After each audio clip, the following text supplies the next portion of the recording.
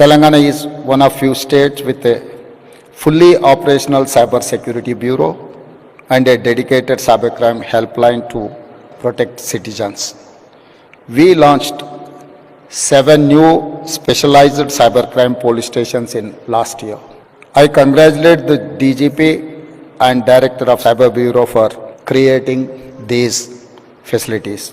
I congratulate DG CSB team for organizing this event, which will enable collaboration between police, academia, and experts. Let us work together to make Telangana a cyber safe state. మిత్రులారా, ఈరోజు ఈ కార్యక్రమం అత్యంత కీలకమైన కార్యక్రమం. ప్రపంచంలో నేరాల రూపు విధానం చాలా వేగంగా మారుతుంది. ఈ వేగంగా మారే విధానంలో మన యొక్క పరిపాలన విధానాలను మార్చుకొని సమాజంలో వస్తున్న సవాళ్లను ఎదుర్కోవడానికి అవసరమైన అన్ని ప్రణాళికలు మనం సిద్ధం చేసుకోవాలి. ఒకప్పుడు దేశంలో కానీ ప్రపంచంలో కానీ తీవ్రమైన నేరాలు, మర్డర్, రేప్ని మనం అత్యంత తీవ్రమైన నేరంగా చూసేది.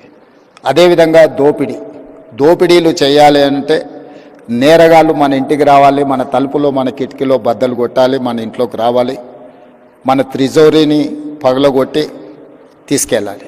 కానీ ఈరోజు త్రిజోరీ ఆర్ ట్రెజరీ అనే పదానికే డెఫినేషన్ మారింది. ఈరోజు మన త్రిజోరీ, మన ట్రెజరీ మన కంప్యూటర్ లేకపోతే మన మొబైల్. సో మన కంప్యూటర్ని, మన మొబైల్ని మన ఇంటికి వచ్చి ఎత్తుకెళ్లాల్సిన పని లేదు. వాళ్ళు ఎక్కడున్నా కూడా they can enter into your computer or otherwise your mobile. మీ త్రిజోరీలో, మీ ట్రెజరీలో ఉన్న ఎలాంటి ఖజానానైనా దొంగతనం చేయడానికి నవడేస్ సైబర్ క్రైమ్ అనేది ఈ నేరాల రూపు మారింది.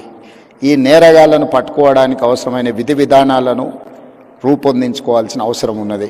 సైబర్ సిటీ 25 సంవత్సరాల క్రితమే మనం హైదరాబాద్లో ఏర్పాటు చేసుకున్నాం.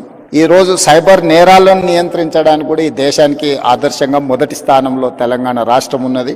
మా పోలీసు అధికారులు ప్రత్యేకమైన నిరంతర కృషి చేయడంతో ఈరోజు దేశంలోనే సైబర్ క్రైమ్ను నిరోధించడంలో తెలంగాణ రాష్ట్ర పోలీసు విభాగం ముందు భాగాన నిలబడ్డది.